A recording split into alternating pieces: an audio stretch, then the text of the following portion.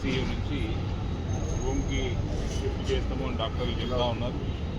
ఆ తర్వాత 2 రోజులు ఇది నడిపించి నిత్యక్రియలు చేసినాక ఇంటికి కూడా పంపించేస్తాము. మా అంటే 4 నుంచి 5 రోజులలో ఇప్పటి నుంచి అని తెలియజేయడం జరిగింది డాక్టర్.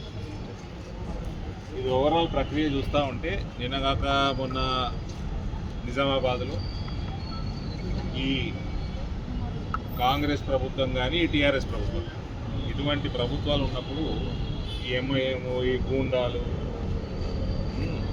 వీళ్ళందరికీ విచ్చలవిడితనం ఎక్కువైపోయింది. నెత్తికెక్కి కూర్చుంటూ ఉన్నారు. పోలీసులను చంపేస్తూ ఉన్నారు. పోలీసులకి కనీస జ్ఞానం ఉండాలి.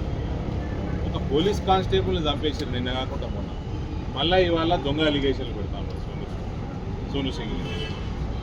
నేను ఎక్స్టార్షన్ చేస్తున్నాను. నేను చెప్తా ఉన్నా రాచకొండ సిపికి, ఈ రేవంత్ రెడ్డి కాదు, ఎక్స్టార్షన్ అలవాటు లేదు. ఇది గోరక్షకులు ఎక్స్టార్షన్ చేయరు. ఈ పిల్లగాడు అసలు చేయడు. రేవంత్కి అలవాటు ఉంది మీ సీఎంకి.